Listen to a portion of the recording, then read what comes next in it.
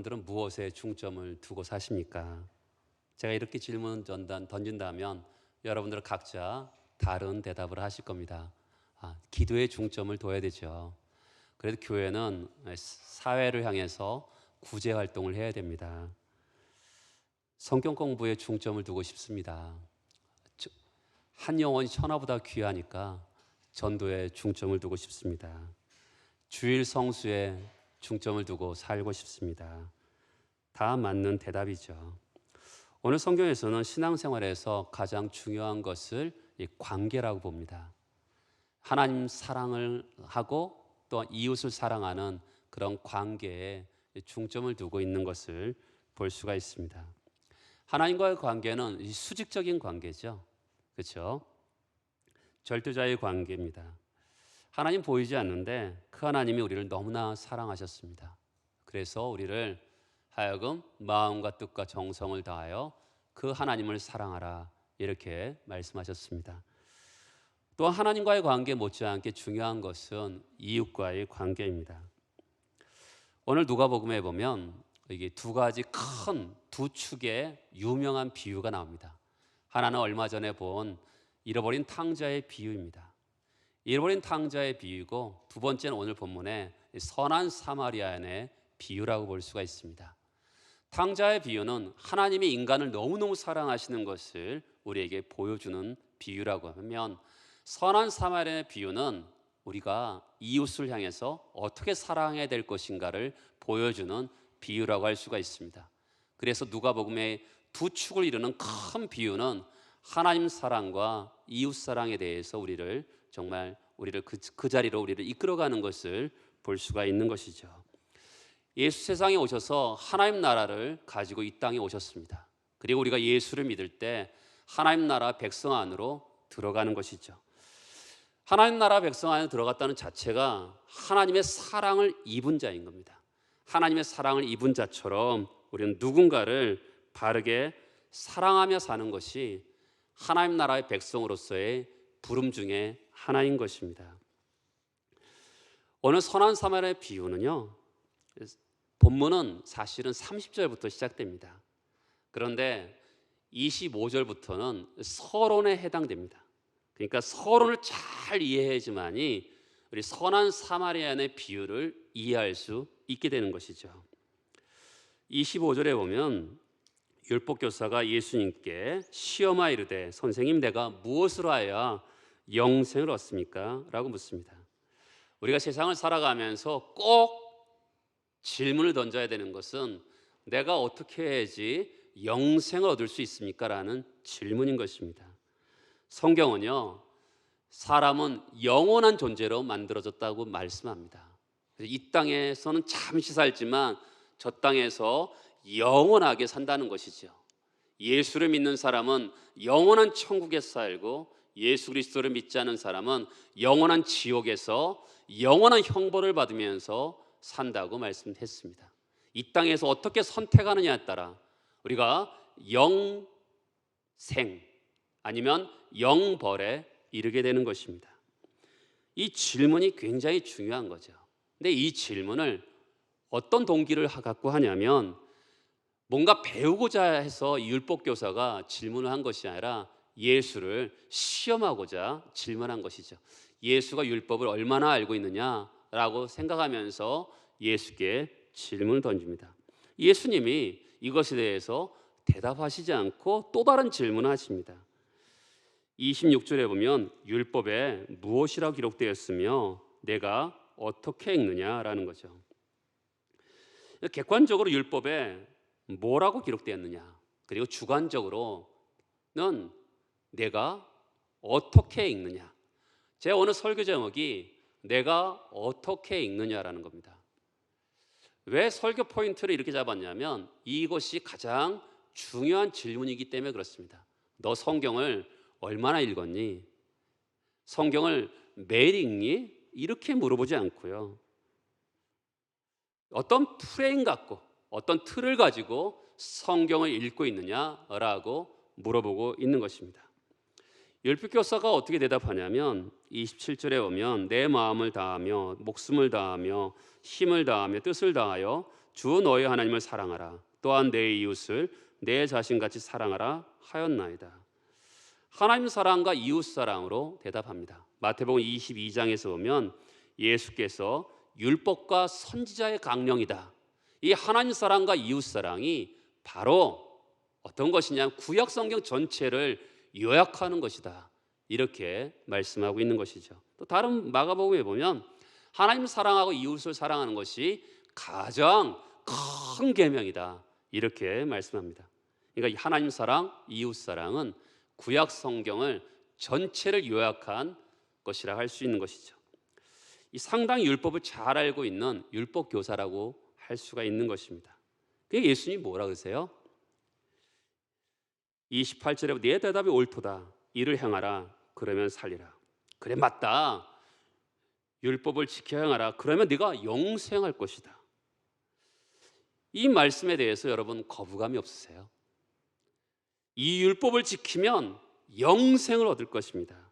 맞습니까? 아니죠. 이상하네. 이렇게 생각할 수 있죠. 왜냐하면 우리는 믿음으로 영생을 얻는다는 것을 알기 때문에 그렇습니다. 그러나 예수께서 어떤 의도를 가지고 이 말씀을 하셨다고 볼 수가 있는 것이죠. 자, 우리가 율법의 거울을 비춰서 자기를 본다고 합시다. 그러면 하나님을 온전히 마음과 뜻과 정성을 다해서 자기가 사랑했는지 거울을 비치면 자기의 존재를 알 겁니다. 내 이웃을 자기처럼 사랑했다? 그 보면 그게 아닌 것을 들통이 알게 될 것입니다. 그러면 예수께 또다시 이렇게 해야 되죠. 선생님, 제가 어떻게 해야 됩니까? 저는 이 율법을 완전하게 이행하지 못했습니다. 온전히 따를 수 없습니다. 이렇게 대답을 해야 되는데 이 율법 교사는 어떻게 또 묻습니다. 29절에 보면 사람이 자기를 옳게 보이려고 예수께 여짜오되 그러면 내 이웃이 누구입니까? 내 이웃이 누구입니까? 라는 이 질문 때문에 선한 사마리아인의 비유가 등장한 것입니다. 자, 제가 행하라면 행할 텐데 내가 사랑해야 될 이웃이 누구입니까? 이렇게 물으면서 성경은 뭐라고 얘기하냐면 자기를 옳게 보이려고 합니다. 여러분, 우리가 옳아야 되는 거잖아요. 근데 이 사람은 옳게 보이려고 했다는 것입니다. 누군가에게 칭찬 듣고 확인 듣고 싶은 것이죠. 우리는 정말 옳은 사람이 돼야지 정당한 것인데 이 사람은 그런 것에 관심 있는 것이 아니라 옳게 보이는 것에 관심을 두면서 내가 사랑해야 될 이웃은 누구입니까? 라고 묻습니다. 오늘 본문의 율법교사, 또한 성경에 나오는 바리새인, 또한 이 세상에서 사람들을 무시하면서 살아가는 도덕주의자들은 어떻게 삶을 살아가냐면 옳게 살아가기보다는 옳게 보이려고 살아가는 사람들이 굉장히 많습니다. 그러면서 내 이웃이 누구입니까? 라고 질문을 던지고 있는 것이죠. 여러분, 지금 오늘 본문은 질문이 많습니다. 이 질문을 잘 기억해야지만이 이 선한 사마리아인의 비유를 이해할 수가 있게 되는 것이죠. 자, 그럼 이웃이 누구일까요? 그 당시의 이웃. 여러분, 우리는 보통 이웃하면 우리 주변에 바로 이웃에 사는 사람을 이웃이라고 생각하는 경향이 있습니다. 그러나 이 당시에 유대인들이 말하는 이웃은 어떤 것일까요? 그들은 실제로 내 이웃이 될 수 있는 사람과 이웃이 될 수 없는 사람을 구분을 지었습니다. 그러니까 이웃 사랑을 실천해야 될 대상이 있는가 하면 이웃 사랑을 실천하지 않아도 되는 사람이 있었던 것이죠. 그러면 아까 제가 설교 제목을 내가 어떻게 읽느냐라 그랬잖아요. 이 사람들은 성경을 어떻게 읽었습니까? 사랑해야 될 이웃이 있는가 하면 사랑해야 되지 않아도 될 이웃이라고 생각하면서 성경을 읽은 것이죠. 여러분도 우리도 그렇잖아요. 우리도 성경을 읽다가 보면 이 말씀을 어떻게 순종해? 이러면서 성경을 읽을 때가 있거든요. 그러니까 우리가 성경을 어떻게 읽느냐가 중요하거든요. 아멘! 순종하면서 읽느냐, 아니면 이 말씀은 나에게 해당되지 않아 하면서 어떤 프레임을 가지고 틀을 가지고 이 말씀을 축소해서 읽고, 그렇죠? 어떤 말씀은 확대해서 읽고, 어떤 말씀은 이 정도는 할 수 있어 하면서 그렇게 한다는 거죠. 그렇죠? 우리는 성경을 어떻게 읽느냐, 이 말씀이 굉장히 중요한 거예요. 그러니까 이웃은 어떤 거냐면 자기를 기준으로 해서 울타리를 만드는 것이죠. 사랑할 만한 사람을 울타리 안으로 들어오고요, 사랑하지 않아도 될 사람을 울타리 밖으로 밀어내는 것입니다. 울타리 안에 있는 사람은 이웃이고, 또 울타리 밖에 있는 사람은 이웃이 아닌 거죠. 원수나 대적은 울타리 밖의 사람이죠. 그렇죠? 그러니까 어떻게 했어요? 사랑하기가 쉬울 수 있죠. 이웃 사랑에 대가 얘기하니까 내 이웃, 내가 생각하는 이웃은 이 사람들만 사랑하면 되니까 얼마나 사랑하기가 쉽겠습니까? 그 당시 유대인들은 이웃의 개념을 이렇게 생각했습니다. 자기 울타리 안에 있는 사람은 유대인, 그리고 유대교로 개종한 이방 사람을 이웃이라고 생각했습니다. 그럼 울타리 밖의 사람은 누구예요? 이방 사람들, 사마리아 사람들이죠. 그런데 같은 유대인이지만 울타리 밖으로 밀어내는 사람 있죠. 세리와 창녀와 죄인들은 사랑하지 않아도 될 사람으로 밀어내 버리고 마는 것입니다. 이렇게 하면 이웃 사랑하기가 쉽지요. 이 사람이 그러니까 당당한 거예요.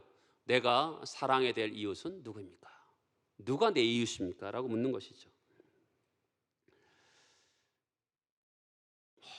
얼마나 쉽습니까? 그렇죠? 하나님의 말씀을 우리는 어떻게 읽느냐라는 거죠. 어떤 관점에서 성경을 읽을 때 우리는 그 말씀을 어떤 포인트로 읽느냐에 따라 다르게 읽을 수 있다라는 것입니다. 여러분, 마태복음 5장 산상수훈에서 보면 내 이웃은 사랑하고 원수를 미워하라, 이렇게 해석했어요. 내 이웃을 사랑하라 그랬는데 유대인들은 그 당시에 이웃은 사랑하고 원수는 미워하라고 해석했던 것이죠. 그러니까 율법의 정신과 핵심은 뭐냐면 그것을 다 흘려보내고 사람들에게 옳게 보이려고, 그렇죠? 아니, 내가 생각한 이웃, 이 사람만 사랑하는 것도 괜찮은 거 아니야 하면서 사람들에게 옳게 보이려고 그들은 사랑했던 것을 보게 됩니다. 내 이웃이 누구인가? 그리고 내가 사랑하지 않아도 될 이웃은 누구인가? 선을 그으면서 율법의 핵심인 모든 이웃을 사랑하라는 것을 피하면서 자기를 옳게 보이려고, 그렇죠? 나는 이 정도는 하는 사람입니다라고 하는 거죠. 우리도 신앙생활 할 때 아니, 그런 정도 말씀 어떻게 다 순종해? 나는 이 정도는 하는 사람이야. 어떻게 해요? 옳게 보이려고 신앙생활하는 경향들이 있는 것이죠. 우리가 자주 범하는 오류이기도 합니다. 그러니까 이웃을 내 몸처럼 사랑하라고 하는데 우리가 잘 아는 게 뭐냐면 이웃이 누구입니까 하면서 선을 긋는 거죠. 제한을 두는 겁니다. 율법을 온전히 순종하기가 너무 어려우니까 내가 생각하는 이웃의 한계를 정하면서 내가 할 수 있는 것을 하는, 그래서 나는 이 정도의 사람이다 하면서 옳게 보이는 것입니다. 그러니까 오늘 비유는요, 강도 만난 이웃을 도와줘야 된다 이런 말씀만 하는 것이 아니라 우리의 본성, 그렇죠? 우리 본성은 사람들의 한계를 짓는 게 우리 본성이란 말이에요. 본성을 들추어내면서 사랑을 바르게 해야 된다고 이렇게 가르쳐주고 있는 것입니다. 30절에 보면 어떤 사람이 예루살렘에서 여리고로 내려가다가 강도를 만나매 강도들이 그 옷을 벗기고 때려 거의 죽은 것을 버리고 갔더라. 여기서 장소가 나옵니다. 예루살렘에서 여리고입니다. 저를 보시면 예루살렘은 고도가 한 해발 750m 있습니다. 여리고는 이 세상에서 가장 낮은 곳에 있는 도시입니다. 해저입니다. 해저 250m 있습니다. 그러니까 1000m의 거리가 있는 거예요. 높이가. 그러니까 굉장히 이 지역은 이스라엘의 그랜드 캐년이라는 곳입니다. 굉장히 험난한 지역입니다. 근데 이 지역이 굉장히 중요한 것은 뭐냐면 이 지역은 이스라엘에서 로마 외국 지역으로 나갈 수 있는 유일한 통로입니다. 두 번째는 예루살렘으로 사람이 와요. 그런 사람들이 어떻습니까? 외국에서 오는 길이니까 이 사람들이 그 당시는 배를 타고 나귀를 타고 수개월에 걸쳐서 예루살렘 옵니다. 어떻게 왔을까요? 노잣돈을 주머니에 가득가득 채우고 와야 되지 않겠습니까? 몇 달이 걸리니까. 그러니까 거기에 강도들이 득실득실 되는 것이죠. 이 사람이 혼자 왔어요. 원래는 혼자 오면 안 되잖아요. 이런 위험한 곳은 여러 사람이 뭉쳐서 가야 되는데 혼자 오다가 강도를 만나서 거반 죽게 되었습니다. 그때 누가 봅니까? 31절에 보면 마침 한 제사장이 길을 내려가다가 그를 보고 피하여 지나가고 또 이와 같이 한 레위인도 그곳에 이르러 그를 보고 피하여 지나갔습니다. 여러분, 제사장과 레위인은 하나님의 말씀을 전하는 사람이고 또한 하나님 말씀을 잘 실행할 것 같은 사람이죠. 근데 제사장과 레위인이 그 길을 지나가고 있는 것입니다. 옛날에 어느 교회 수련회 하면 옛날엔 연극을 참 많이 했어요. 그러면 그 당시에 애들이 선한 사마리아인의 비유를 연극을 했대요.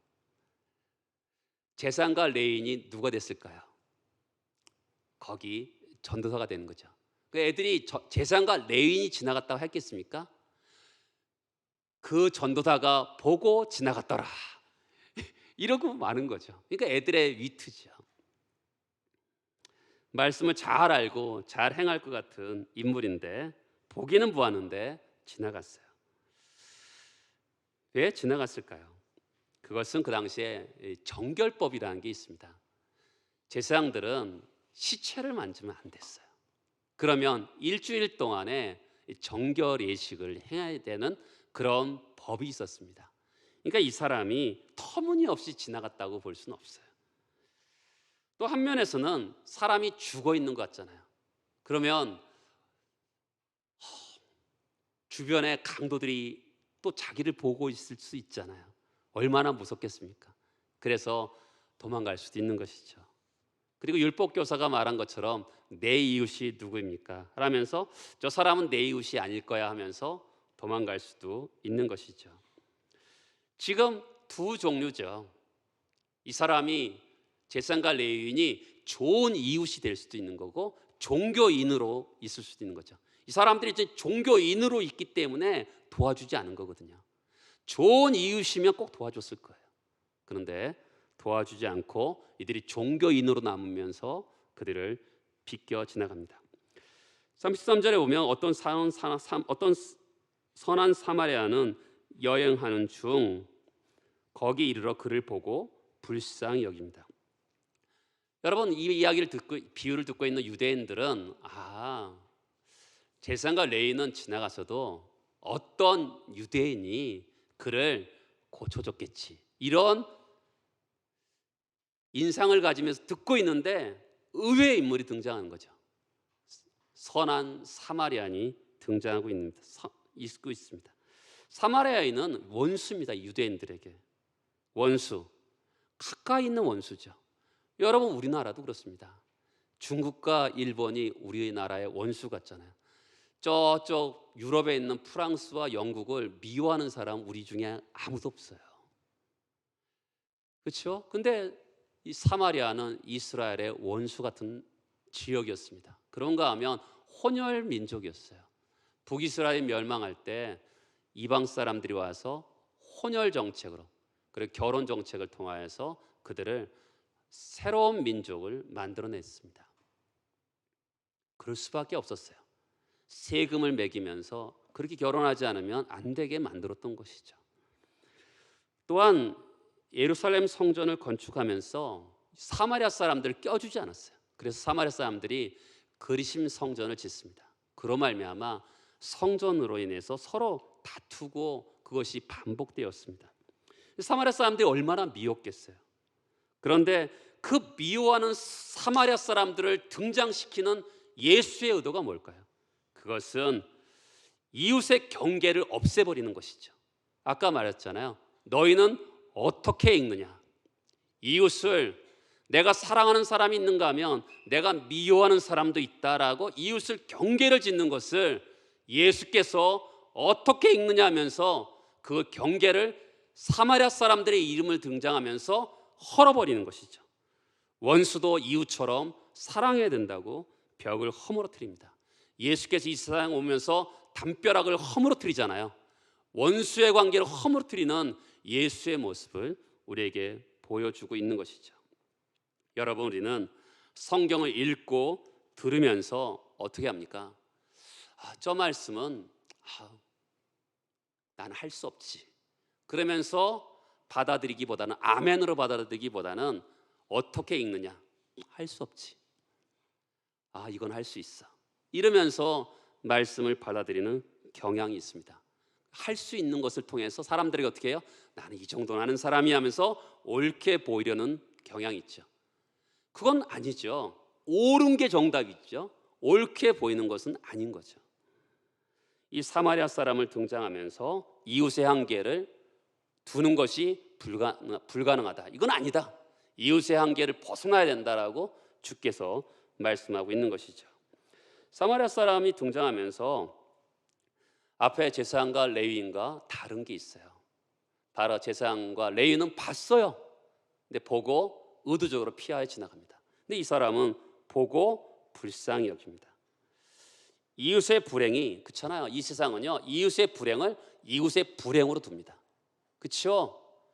저 사람이 불행이지, 내가 참견할 일이 아니지, 이렇게 하는 것인데, 이 사람은 이웃의 불행에 마음이 흔들립니다. 이웃의 불행을 이웃의 불행으로 두지 않고, 나와 관계없다고 생각하지 않고 이웃의 불행을 내 마음이 움직이기 시작합니다. 불쌍히 여기는 것이죠. 마음이 움직여야 마땅한 거죠. 왜요? 예수께서 백성들을 보면서 불쌍히 여기고 측은히 여길 때 항상 기적이 일어났습니다. 그러니까 항상 불쌍히 여기는 마음이 먼저죠. 행동이 먼저가 아니라 마음이 움직일 때 행동이 되는 것입니다. 그리고 34절에 보면 가까이 가서 기름과 포도주를 상처에 붓습니다. 포도주는 소독하는 거죠. 이 기름은 우리가 소독한 다음에 뭘 바르죠? 연고를 바르잖아요. 연고를 바르는 역할을 하는 것입니다. 그리고 싸맵니다. 이 강도 만난 자는 이미 벌거벗긴 채 있었어요. 그러니까 그 사람의 상처를 싸맬 수 있는 것은 이 선한 사마리안의 자기 옷을 찢어야지만이 싸맬 수 있는 것이죠. 자기 옷을 찢어서 상처를 싸맵니다. 그리고 자기가 타고 온 나귀가 있을 터인데 자기는 내리고 그 불쌍한 사람을 나귀에 올라타고 자기는 그 무더위 위에 걸어갑니다. 불편을 감수해요. 주막까지 갑니다. 하루가 지나가요. 먹을 거 먹이고 재우고 하루를 돌보고 이튿날 떠날 시간입니다. 사실 이 사람도 혼자 왔잖아요. 왜 혼자 왔겠어요? 이 위험한 길을. 뭔가 급한 일이 있었던 거죠. 급한 일이 있었기 때문에 이 사람이 혼자 온 거거든요.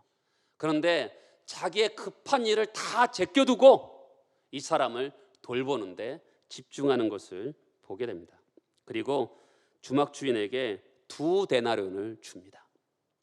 이 2데나리온은 그 당시에 한 사람이 그 주막집에서 한 3주 정도 머무를 수 있는 돈이라 그래요. 큰 돈이죠.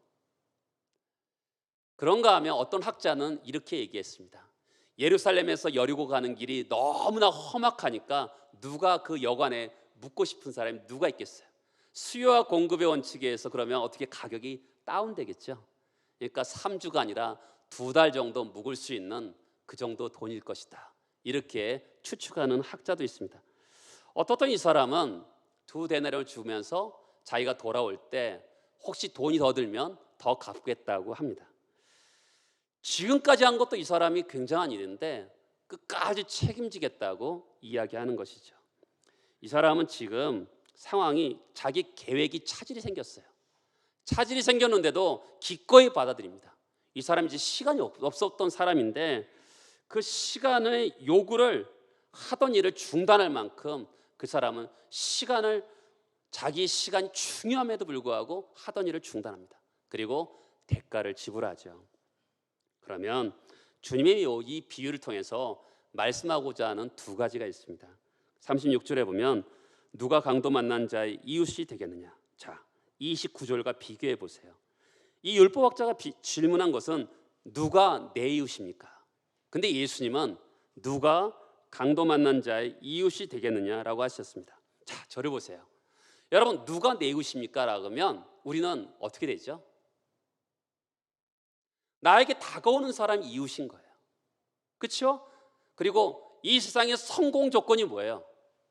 그렇죠? 그 사람이 내 이웃이 되어야지만이 내가 성공할 수 있는 거 아니겠습니까? 그 사람을 내 이웃으로 만드는 거죠. 그러니까 누가 내 이웃입니까? 라고 질문하면요, 이 세상은 각박한 세상이 되는 거예요. 그런데 예수의 질문은 뭡니까? 누가 강도 만난 자의 이웃이냐는 거죠. 나는 그 어려움 당한 사람이 이웃이 되어야 된다는 거죠. 질문이 다른 거죠.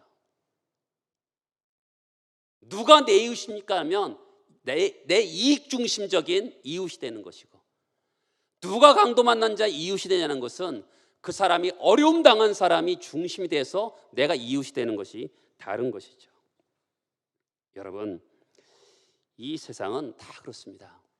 나와 가까운 사람, 나의 이웃, 나의 가족, 이 사람을 사랑하는 세상입니다. 그런데 예수가 어떻게 해요? 지금 우리 하나님 나라 비유를 계속 설교하고 있는데, 하나님 나라의 비유에서 하나님 나라의 가장 큰 특징은 그 나라는 사랑의 나라라는 것입니다. 그 사랑의 나라는 나랑 관계 있는 사람만 사랑하는 것이 아니라는 것이죠. 사랑의 핵심 중에 한 가지는 뭐냐면, 나 자신을 사랑하고 나와 관계된 이웃만 사랑하는 것이 아니라 강도 만난 자, 필요가 있는 자, 그 사람이 어떻게 해요? 사마리아 사람, 원수 같은 사람이라도 그 사람을 사랑해야 된다고 주께서 말씀하는 것이죠. 그게 뭐예요? 하나님 나라 백성의 첫걸음이라는 것이죠. 지금 우리는 하나님 나라를 살아가고 있거든요. 하나님 나라 안으로 들어가 있어요. 그러면 그 백성답게 살아가야 되는데, 어떻게 살아가야 되냐면 원수 같은 사람도 사랑해야 되고, 나와 전혀 관계없는 사람, 불행한 사람도 사랑하고, 정말 필요가 있는 사람을 사랑하라. 주께서 이 비유를 통해서 우리에게 말씀하고 있는 것이죠. 그렇죠? 우리는 대부분 나의 사랑은 나 자신을 사랑하는 연장선에서 사랑합니다. 그러면서 사람들에게 옳게 보이려고 힘씁니다. 나는 이 정도는 하는 사람이 하면서 옳게 보이려고 하는 거죠. 그러나 성경은 옳게 보이는 것이 정답이 아니라 옳아야 되는 것이죠.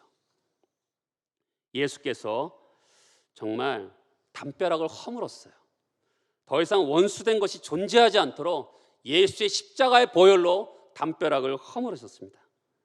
옆에 있는 이웃이든 그 이웃이 아니든 누구든지 필요가 있는 사람에게 그 사람들을 도와줘야 되는 사람으로 우리를 부르신 것이죠.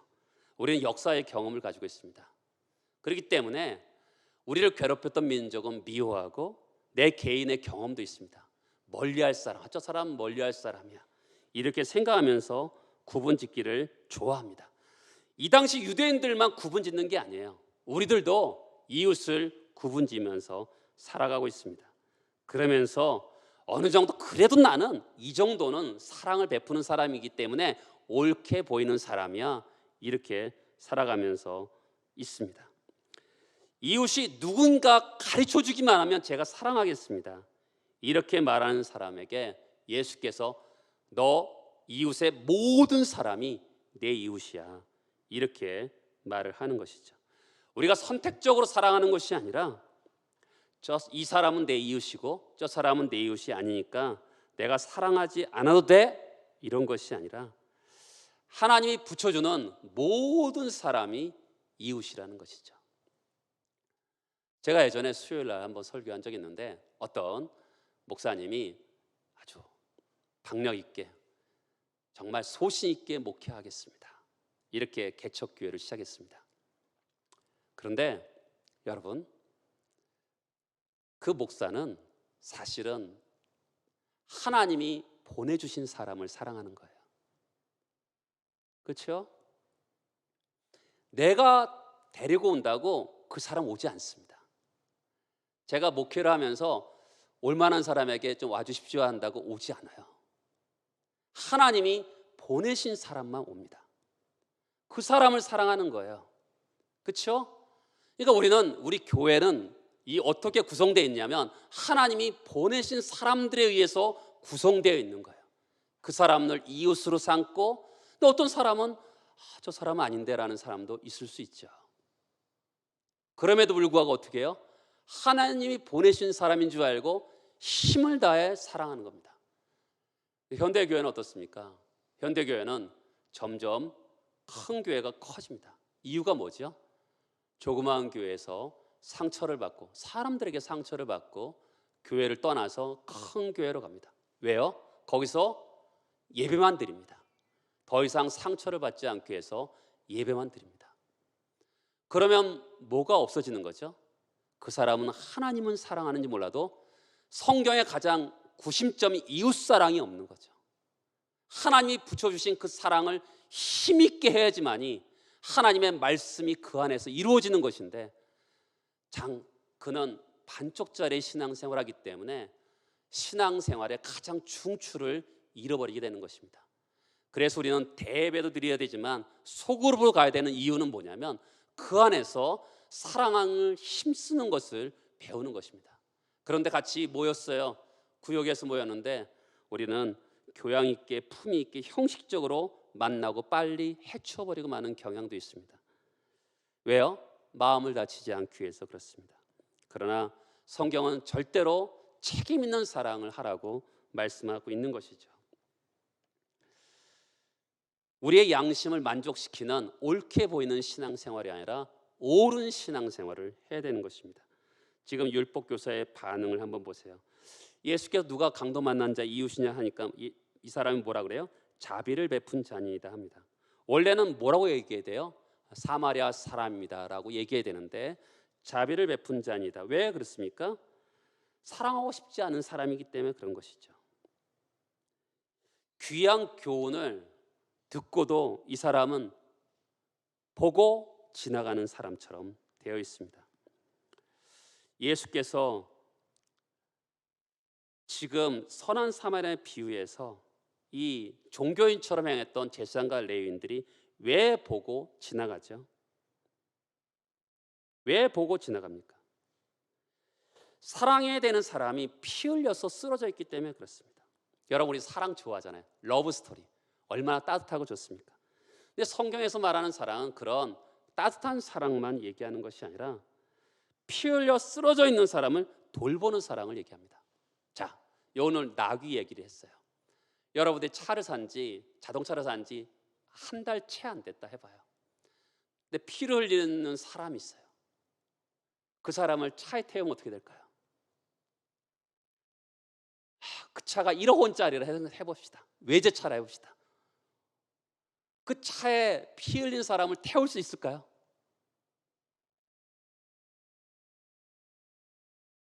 여러분, 지금 이 선한 사마리아는 이 사람은 재정을 희생합니다. 그렇죠? 2데나리온 시간을 희생합니다. 자기의 계획도 차질을 빚으면서도 이 사람을 돌봅니다. 이 사람도 얼마든지 핑계를 댈 수 있지 않겠습니까? 그렇죠? 핑계를 댈 만한 일들은 많습니다. 아니, 나라가 이게 뭐야?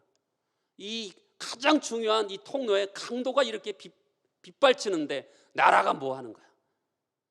나는 지금 당장 저 일을 해야 되기 때문에 나는 가야 돼. 얼마나 핑계댈 게 많습니까? 지금 우리에게 포인트는 뭐예요? 이웃을 사랑하는데 핑계대지 말라고 이야기하는 것이죠. 아니, 목사님, 지금이 얼마나 적자생존 약육강식의 시대입니까? 이 사람을 돌보면 공부를 할 수가 없어요. 내가 얼마나 바쁜지 아십니까? 이 하루 공부 못하면 저 사람을 쫓아갈 수가 없는데 이 아픈 사람, 이 강도 만난 자를 어떻게 돌보면서 내가 이 약육강식 적자생존의 이 사회에서 생존할 수 있다는 말입니까? 나는 못해요. 내가 할 수 있는 일만 하겠습니다. 지금 이 성경은 우리에게 핑계대지 말라고 말하는 것이죠. 걸음을 멈추어서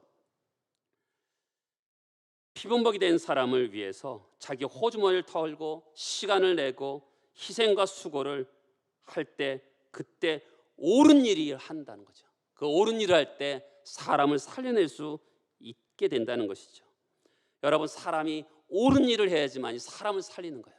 옳게 보이려고 하면 그 사람을 살릴 수가 없는 것이죠.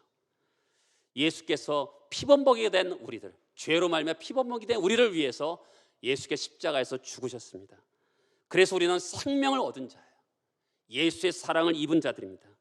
그래서 우리는 그 사랑을 입은 자로서 이 세상을 향해서 하나님 나라 백성으로서, 하나님 나라의 백성의 가장 큰 특징인 그 사랑의 나라의 백성으로서 사랑을 베풀라고 이 땅에 우리는 부름받고 있는 것이죠.